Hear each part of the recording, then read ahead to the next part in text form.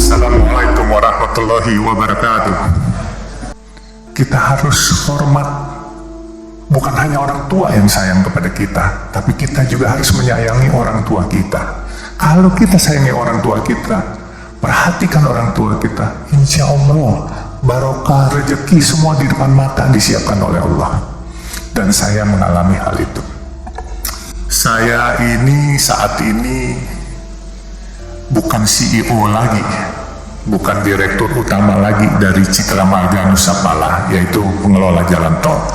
Tapi alhamdulillah 2012 saya sebagai CEO di sana.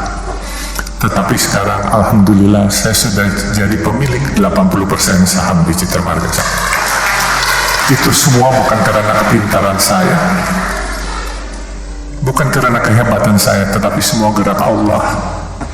Saya mulai dari kecil, saya sebagai pedagang es mambo, pedagang asongan. Saya tidak pernah bermimpi, tapi saya punya mimpi selalu. Oleh sebab itu saya selalu katakan kepada teman-teman,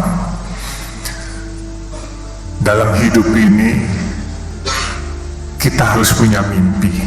Tetapi mimpi itu harus kita juga yang membuat menjadi kenyataan.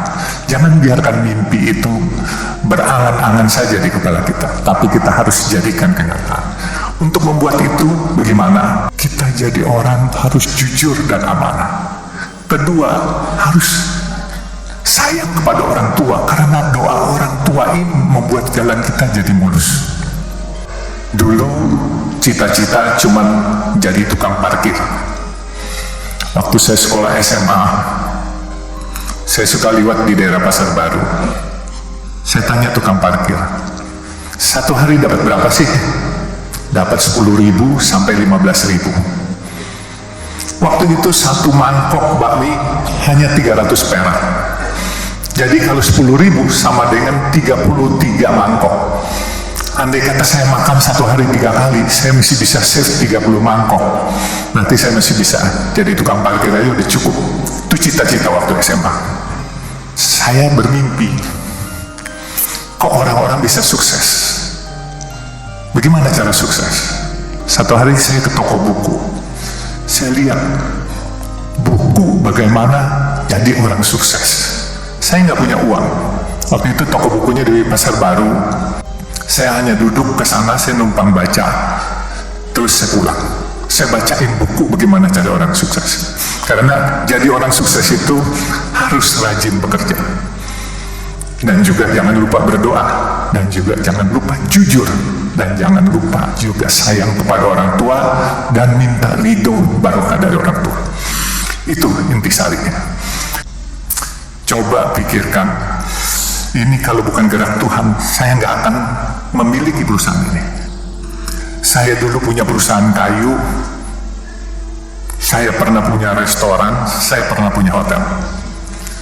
Hotel pelayanan nggak baik, omset akan turun, orang nggak balik lagi. Restoran makanannya asin atau pedas, kepedesan, orang besok nggak balik lagi. Makanya saya bilang, saya bisa dapat jalan tol ini. Coba pikirkan jalan tol. Kalian pernah lewat jalan tol? Bayar, macet, marah-marah hari ini, brengsek nih jalan, macet, bayar pula. Besok kalian dengan senyum nganterin duit lagi kepada kita. Nah itu bedanya. Jadi jalan tol itu, mau keasinan, mau kepedesan, mau kemanisan, tetap dimanfaatkan. Nah ini semua gerak Tuhan yang milihin. Mungkin orang bertanya, kenapa saya dagang nasi kuning 3.000 rupiah? Saya beli nasi kuning 10.000, saya jual 3.000. Secara matematika, orang bilang rugi, saya bilang untung. Kok nggak dikasih gratis aja? Kalau saya kasih gratis, saya memonopoli sedekah itu dan saya memonopoli pahala itu. Tapi kalau saya jual 3.000, saudara-saudara kita yang biasa makan 10.000, dia bisa makan 3.000, dia bisa sedekah buat orang lain yang di bawah dia 3.000 juga, dia mesti save 4.000. Jadi bukan bisnis saja yang nggak boleh dimonopoli, sedekah juga nggak boleh monopoli, pahala juga nggak boleh dimonopoli. Itu nasi kuning, program nasi kuningnya kita harus beli dari warung setempat. Saya bilang nggak boleh kita masak sendiri, catering sendiri. Selama masih ada warung setempat, kita harus beli dari warung setempat. Ada 5 warung, kita gilir. Hari Senin warung pertama, Selasa warung kedua, dan seterusnya. Mereka tanya, kenapa? Saya bilang, kita mau sedekah. Mereka mau cari nafkah, warung-warung kecil setempat. Kita mau mencari pahala, cari barokah. Mereka mau cari uang buat anak-anaknya sekolah. Kalau mereka jual 10.000, kita di sampingnya jual 3.000. Yang dapat bukan barokah dari mereka, sumpah serapah. Karena mereka tidak bisa bersaing dengan kita. Jadi saya bilang, selain kita membantu kaum duafa, kita harus berdayakan warung setempat, bukan kita matikan. Supaya berkahnya itu kebagian semua, kaum duafanya kebagian, warung UMKM-nya kebagian, supaya semua barokah, everybody happy, kitanya pun juga happy. Ini khusus buat kaum duafa dan fakir miskin. Ini bentuk rasa terima kasih saya. Saya rela subsidiin setiap hari, bukan mau ria atau sok-sokan, bukan. Tapi saya berterima kasih kepada Allah atas rezeki yang diberikan. Saya dari pedagang asongan, anak jalanan, sampai saya jadi hari ini, saya pasti ini ada rahasia Allah yang dititipkan pada saya, dan rezeki orang banyak dititipkan pada saya. Ini bukan saya punya. Saya bersyukur itu 6 Februari 2018 warung itu saya buka. Saya cuma kasih 100 juta, warung itu sudah 2 tahun. Dan duitnya malah surplus. Sedekah saya mau lebih pun, saya rencananya 1.000 porsi per hari. Subsidinya itu kalau 10.000 saya jual 3.000, subsidi 7.000, berarti 7 juta satu hari. Untuk 250 hari kerja, saya siapkan 1.750.000.000 untuk mensubsidi. Tetapi uang itu tidak pernah terpakai.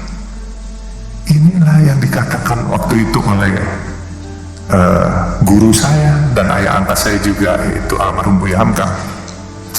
Fastabikul khairat, kalau kamu mau berbuat kebaikan di jalan Allah, pasti Allah cariin duitnya. Padahal saya mau keluar duit sendiri, tapi dicariin duitnya. Dulu mimpi punya pegang uang 22 juta aja kayaknya susah setengah mati. Tahu-tahu proyek dikasih 22,5 triliun dari pemerintah. Ini satu kepercayaan yang luar biasa. Inilah anak jalanan, pedagang asongan, tapi karena Allah mau apapun kun fayakun, bisa jadi apa saja.